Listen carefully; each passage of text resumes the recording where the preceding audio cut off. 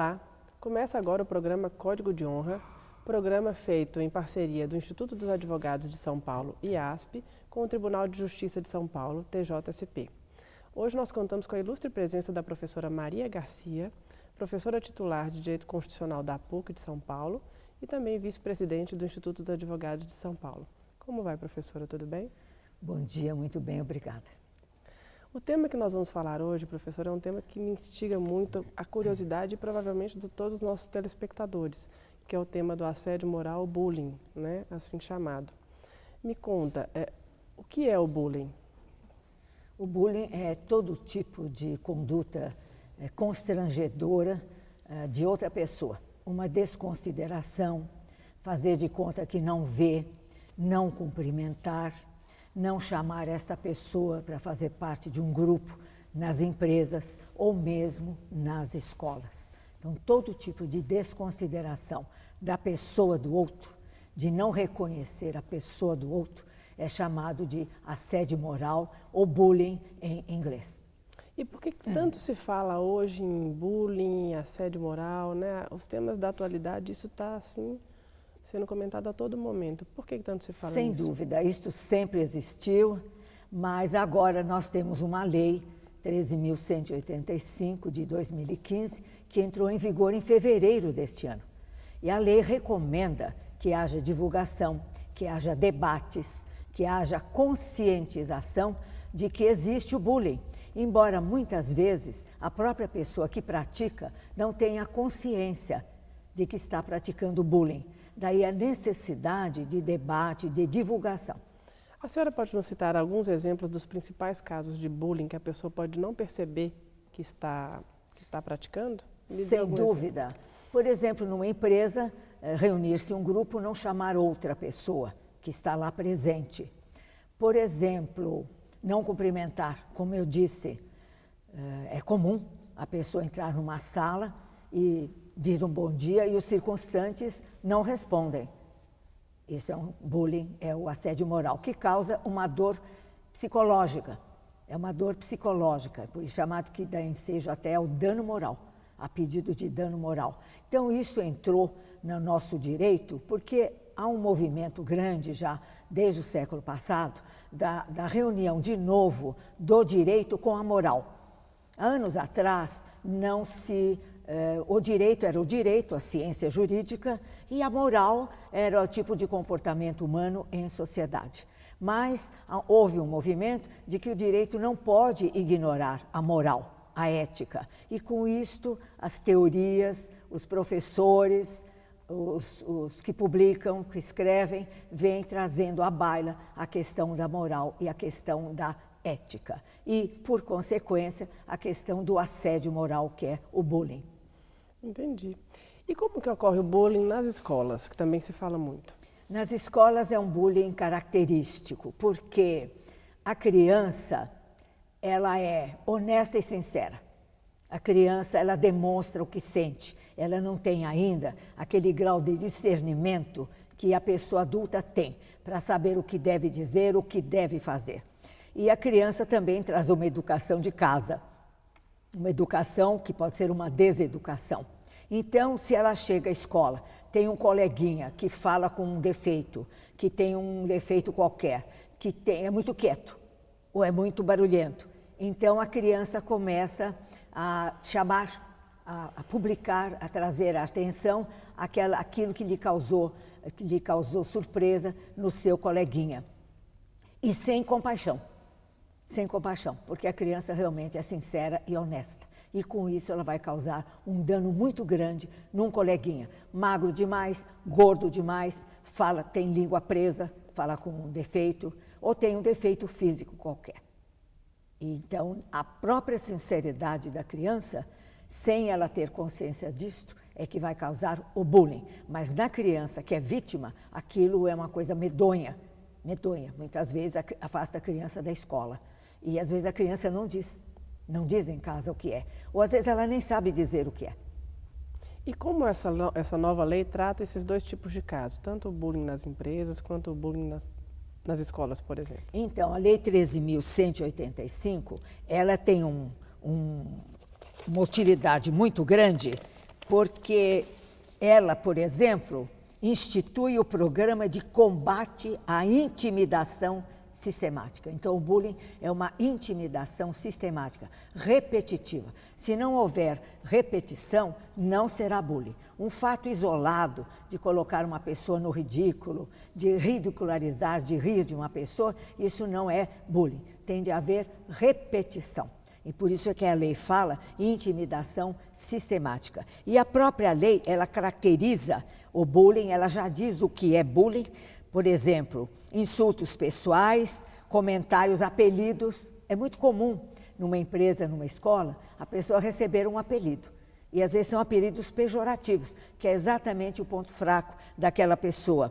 Grafites depreciativos, desenhos, expressões preconceituosas a respeito de origem, a respeito de raça, de etnia, pilhérias. Pilhérias é comum numa empresa aquele que gosta de fazer pilhérias. Ele se acha muito espirituoso, ele se acha uma pessoa que faz muita graça. Então, ele pega sempre uma ou duas pessoas, para fazer pilhérias. Então, a repetição dessas pilhérias e os apelidos, isto vai constituir bullying. E é muito interessante porque a lei, ela define o que é intimidação sistemática. Todo ato de violência física ou psicológica, intencional e repetitiva. Entendi. Intencional. Porque às vezes eu mesma poderia fazer uma pilhéria, uma brincadeira com uma colega, mas não é intencional. Eu não quero desconsiderar, eu não quero infligir uma dor moral. Então, isso não é bullying, é apenas falta de educação ou falta de ocasião. Aqui tem de haver toda violência física ou psicológica, intencional e repetitiva. Isto vai constituir bullying. E a pessoa que sofre o bullying, ela tem que falar em algum momento que gostaria que aquele tipo de atitude se interrompesse ou não? Essa já é uma questão também muito importante. Vai depender muito da psique, da área psicológica dessa pessoa. A pessoa que não se sente atingida pelo bullying, que ela tem um autoconhecimento muito bom de si mesma, que é uma coisa que muitas vezes falta na nossa educação, o autoconhecimento. Quem sou eu? Como sou eu? E aí, então, ela não se perturba por isso. Então, ela simplesmente desconhece. Isso pode acontecer. Mas há casos em que a pessoa tem um problema psicológico, tem um preconceito a respeito de si mesmo. E ela, então, vai sofrer muito com aquilo. Ela está numa escola ou ela está numa empresa, onde isso acontece muito. O número de processos a respeito disso é muito grande. Então, ela tem dois recursos. Ela pode ignorar ou ela pode comunicar à sua chefia imediata, verbalmente. Ou então comunica, se não houver nenhuma providência, à sua chefia imediata, aquele que está acima, conversando, expondo o problema que vem sofrendo. Em ultíssimo caso, por escrito. Porque aí vai causar realmente, desencadear um processo em que a própria pessoa pode vir a ser prejudicada. Por esse caso, a gente nota como é difícil enfrentar o bullying. Como é difícil enfrentar o bullying. Daí, como diz a lei, a necessidade de discutir, de divulgar o que é bullying nas empresas e nas escolas. Eu mesma tenho dado várias palestras a respeito de bullying. No Hospital das Clínicas, por exemplo, eu faço parte da comissão de bioética e lá são mais de 20 mil funcionários. Então, não é possível dar aulas de bullying. Então, foi gravada também uma palestra e dei uma palestra pessoal sobre bullying, para as pessoas que cometem bullying e não têm a consciência disso, verificar que é uma atitude danosa. Parece engraçada, espirituosa, mas é danosa a outra pessoa. E a pessoa que sofre o bullying também se sentir encorajada a tomar providências a respeito. Evidentemente, com muita discrição. Como eu disse, pode desencadear um processo na empresa que venha a causar prejuízos, despedida de pessoas, e isso a gente não quer causar. É uma situação delicada. É por isso que a lei veio determinar a divulgação, o debate do bullying. Porque às vezes ouvir uma palestra sobre bullying, você que pratica ou você que sofre, fica esclarecida a respeito. Então você pode não tomar conhecimento numa atitude de respeito a si mesmo. Há um grande filósofo norte-americano, John Rawls, que ele fala do autorrespeito e da autoestima. Mas como ter autorrespeito e autoestima se não existe um autoconhecimento? Sim. Então, isso é muito necessário. Sem dúvida. E pensando nessa nova lei, quais são as penalidades, então, para as pessoas que praticam o bullying nas empresas, né? Sem dúvida. É evidente, depende da discrição da chefia.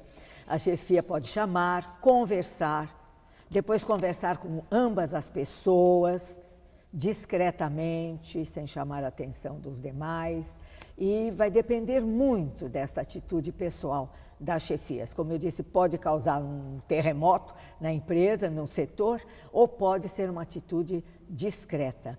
E como a própria lei diz que evitar, tanto quanto possível, a punição dos agressores, privilegiando mecanismos e instrumentos alternativos que promovam a efetiva responsabilização e a mudança de comportamento hostil. Veja, a lei diz evitar, quanto possível, a punição dos agressores. Então, tem de haver uma atitude muito discreta das chefias e, no caso das escolas, dos professores ou dos diretores. Porque o bullying na escola não é apenas entre coleguinhas, entre alunos. O bullying pode ser dos alunos com referência aos professores e dos professores com referência a alunos. Isso pode acontecer perfeitamente. Acho que muitos de nós têm exemplos até a dar. Alunos com referência a professores. O professor toma uma atitude, diz uma opinião, aí vem esse problema do professor de evitar quanto possível dar opiniões pessoais em aula, porque pode insuflar uma atitude hostil de um aluno, de um grupo de alunos, às vezes da classe toda, com referência a este professor. Então, dá para perceber como este assunto realmente necessitava de ser debatido e divulgado. Sem dúvida. Então, o que a senhora está nos trazendo é que agora tem uma lei que trata do bullying. 13.185 de 2015. Isso, que é recente, né? Recente, entrou em vigor em fevereiro, como eu disse. Em fevereiro deste ano, e que ela propaga, ela incentiva a propagação do bullying e para que todos conheçam e entendam esse assunto. E se conscientizem. Se conscientizem. Ou que você pratica, ou que você é vítima. E que pode tomar providências. Inclusive, fazendo uma psicoterapia, um autoconhecimento. Então, uma das soluções para o bullying seria, por exemplo, no caso de uma empresa, trazer uma equipe de terapeutas ou pedir para aquele agressor excelente ideia. Algum tipo de coach ou terapia. Seria isso? Isso, chamar pessoas que cuidem, né, psicoterapeutas, que cuidem das teorias do comportamento e que fariam palestras, sem se deter em qualquer pessoa diretamente, no agressor, que tem atitude hostil, mas falando para todos. É a melhor coisa que se pode fazer. Então, a empresa, quando ela faz esse tipo de coisa, ela se protege de algum tipo do fato de ignorar aquele assédio moral que está acontecendo ali dentro. Porque já não pode ignorar, agora é lei. Sim. Agora é lei. Então, quando ela tanto traz empresas quanto escolas. Certo. Empresas quanto escolas, lugares, estabelecimento de ensino, clubes, agremiações recreativas.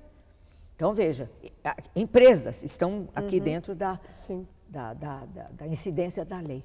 Então, a melhor forma, possivelmente a forma de a empresa se proteger também desta situação é criar esse tipo de ensinamento interno, não necessariamente demitir. Não, evitar quanto possível punições. Tá. E essa sua proposta eu achei muito interessante, Fabiana, porque é um modo, é interessante isto, né? Você interpretou como é um modo da empresa também se defender, para não haver no seu ambiente aquelas hostilidades que costumam existir, sempre existiram, e é verdade, a própria empresa é interessada nisto. Sim.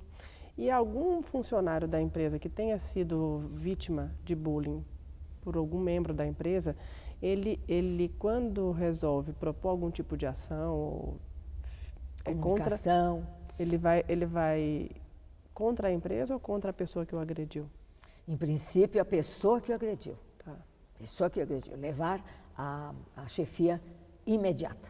Tá. Meu chefe imediato. Conversar com ele com muita discrição.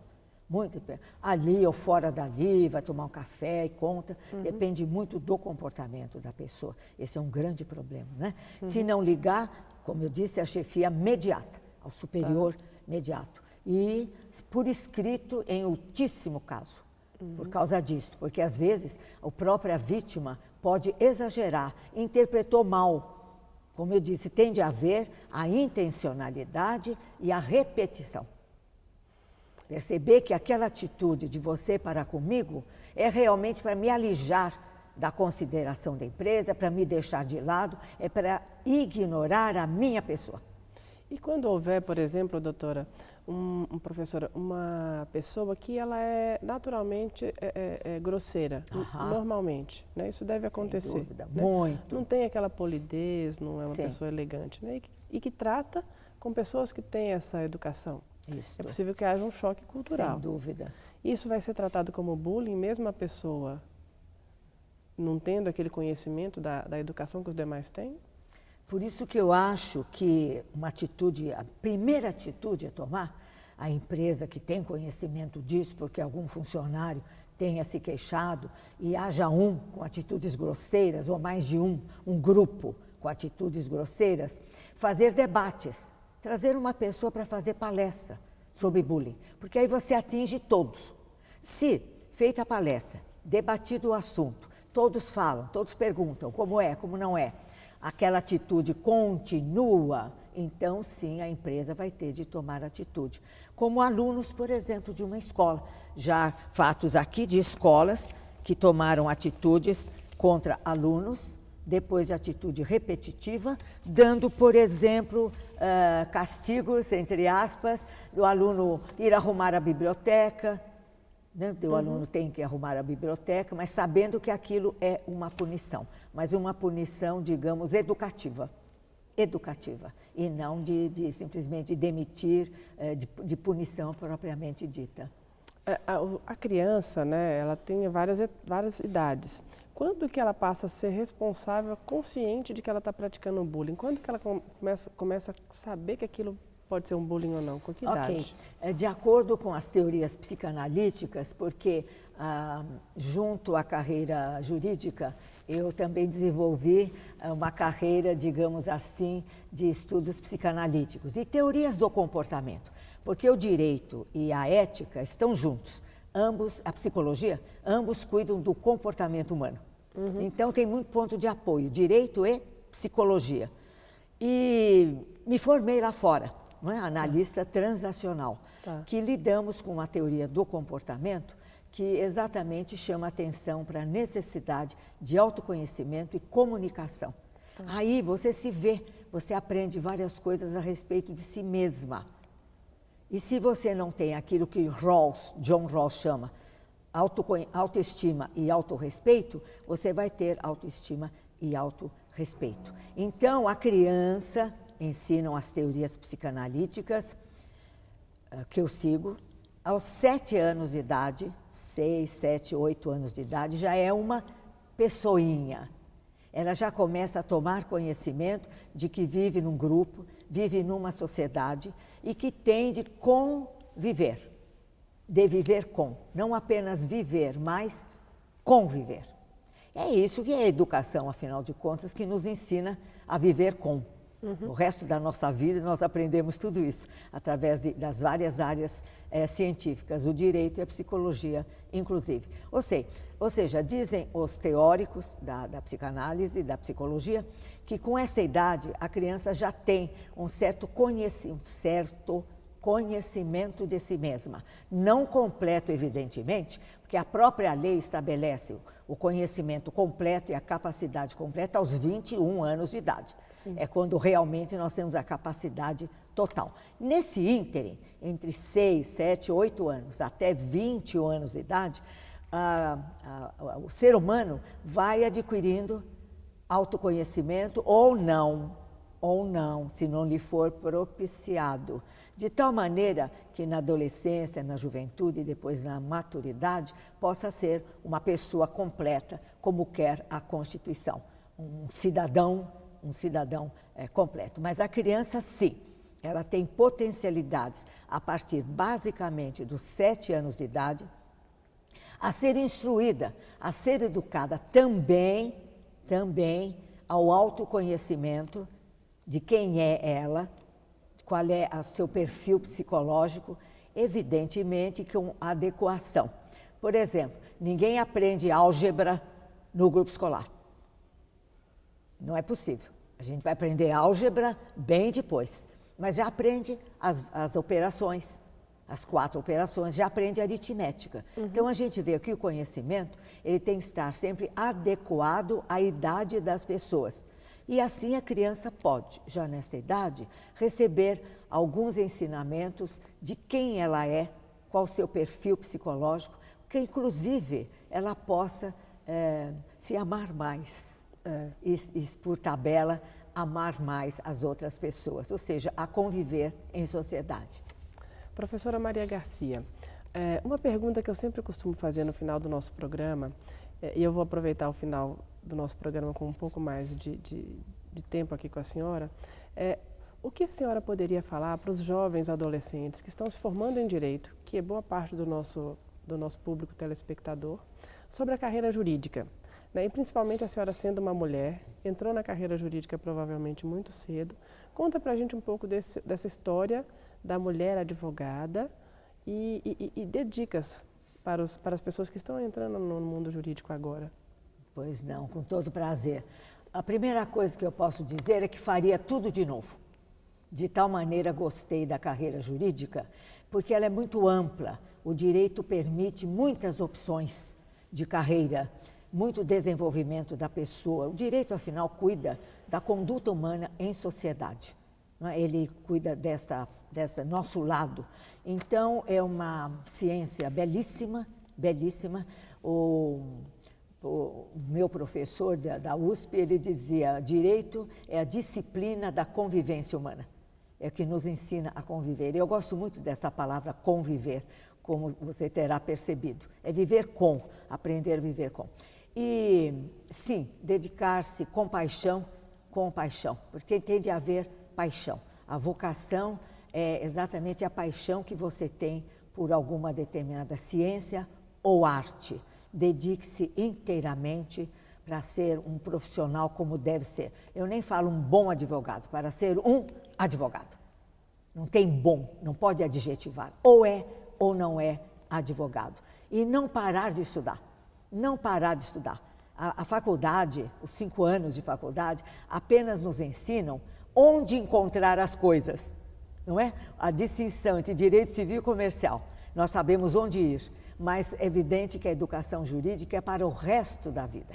Sempre fazer um congresso, participar de congressos, participar de cursos curtos de extensão, escolhendo a sua área de trabalho e sempre com muita dedicação para ser um profissional como deve ser. Eu comparo o direito a um sacerdócio, como a medicina, a um sacerdócio, porque o advogado, ele não pode se furtar, por exemplo, a orientar as pessoas. Então, nos roubam consulta no elevador, nos roubam consulta num coquetel, nos roubam consulta num teatro. Se a pessoa souber que você é advogada, sabe, eu tenho isso. Não se furtar a orientar as pessoas, porque o direito é um sacerdócio. É como o médico que não pode se furtar a atender uma pessoa na rua que está passando mal, de jeito algum. Agora, é uma profissão belíssima, belíssima, porque, veja, em última análise, o advogado cria o direito. Quem é que cria o direito? Apenas o legislador? Não. Se você, numa ação, seja na inicial ou na contestação, você propuser uma ideia nova, o juiz acata esta ideia, vai ao tribunal, o tribunal acata esta ideia, se transforma em direito, se transforma em de ciência jurídica. Então, o advogado é, sobretudo, não apenas um profissional de defender as pessoas, seja como autor, seja como réu, mas de criar o direito. Nós criamos o direito. Quantas coisas foram criadas, leis, jurisprudência, a partir de uma ideia de um advogado. Agora, para ter ideias, é preciso não parar de estudar. Não parar de estudar. É isso que eu aconselho. Eu gostaria muito de agradecer a participação da senhora no programa Código de Honra. Eu que agradeço profundamente. Foi um ilustre prazer tê-la aqui conosco. E eu queria saber se a senhora tem mais alguma consideração a fazer para o nosso telespectador. Eu cumprimento primeiro vocês, por causa deste programa tão ensejador de esclarecimento, que é uma espécie de curso também que as pessoas fazem e que os assistentes divulguem, prestigiem e colaborem com essa iniciativa do Instituto dos Advogados e do Tribunal de Justiça do Estado de São Paulo. Parabéns.